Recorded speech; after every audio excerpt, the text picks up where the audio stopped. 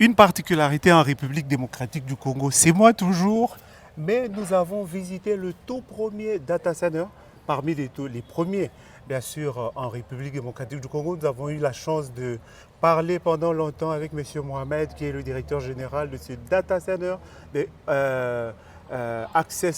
Open Access, qui est une entreprise créée en partenariat avec Texaf. Et la particularité, c'est que nous avons tout vu. En République démocratique du Congo, nous avons vu qu'il y a aujourd'hui une capacité importante avec plusieurs dispositifs de sécurité, partant du niveau 1 jusqu'au niveau 6 en termes de data centers. Ils ont bien les certifications ISO, toutes les autres certifications. Et aujourd'hui, il n'y a aucun souci pour entreprendre, sécuriser les données. Les données, il y a un centre, en plein centre à Gombe, il y a bien le froid qui est demandé. Il y a des mesures de protection au-delà du courant électrique qui est pris par la Société nationale d'électricité.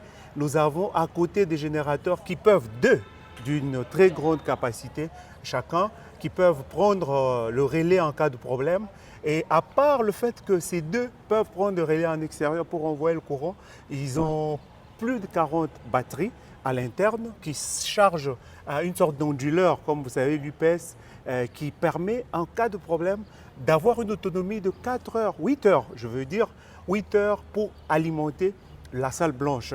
Donc, la République démocratique du Congo est aujourd'hui engagée sur la voie de l'évolution dans le domaine du numérique.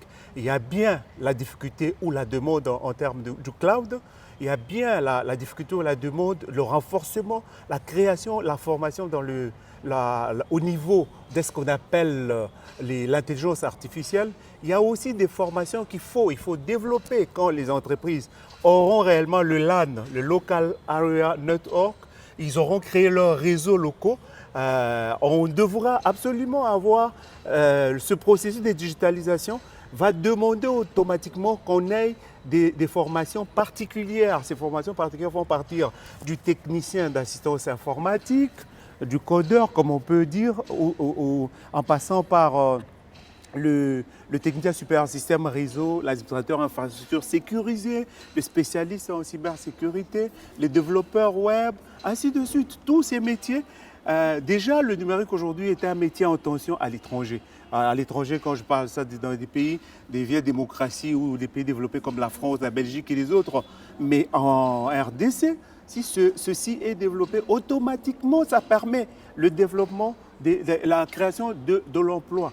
Il faut en retour que le gouvernement, il faut réellement que l'État accepte la création des LAN, la création des réseaux locaux, la communicabilité entre eux pour qu'il y ait la donnée à sauvegarder, à protéger, à placer dans le data center, pour qu'il y ait des métiers d'intervention en assistance informatique, pour qu'il y ait des formations, update, pour actualiser les connaissances et permettre le développement du digital. Avec la société de promotion du numérique qui est là, le digital permettra donc de partir du virtuel au réel pour amener la qualité en République démocratique du Congo.